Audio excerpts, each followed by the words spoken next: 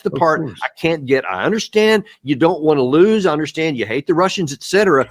But at some point, you're going to get yourself completely destroyed if you don't acknowledge reality. How long do you think it might take for that to happen? Well, remember, the puppet regime that you're talking about is extraordinarily well paid.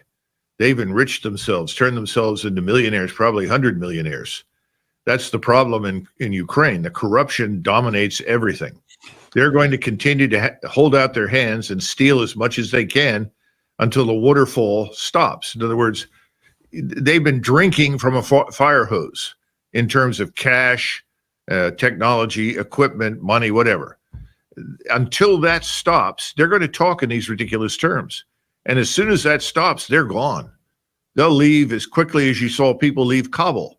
What did you see on the television? People stuffing cash into their SUVs, driving over the border to somewhere. That's what you're going to see with Zelensky and his crew, too.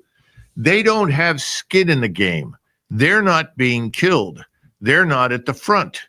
The people who are dying are Ukrainians that are being compelled to fight, and the few Ukrainians that sadly think they're defending something that is good. They're defending something that's evil, and that regime is corrupt and evil.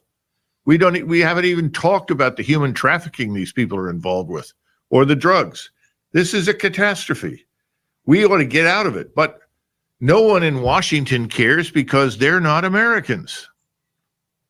You know, we're going to shift over to the Middle East here in just a second because I want to talk about some related things that are going on over there.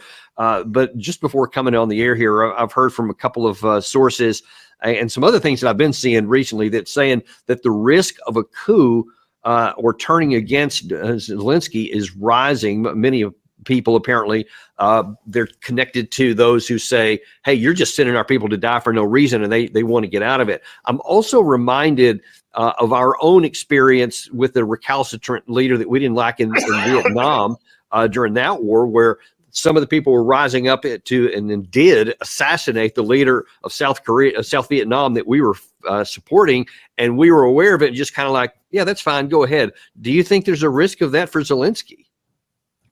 Well, I'm sure there is. I'm surprised it hasn't already happened. But he's extraordinarily well guarded. He's got foreign security, just as Maduro asked for and ultimately got in exchange for shipping gold to Russia. Security forces that consisted largely of Russians and some that were trained by the Russians to protect him from being killed. I'm sure that we've done the same thing. We've got foreigners on the ground, as well as Ukrainians, extremely well paid. Many of them are very competent, and their job is to keep him and his little band alive, come what may. And that's the problem. As long as they are there, this is going to continue. Claims that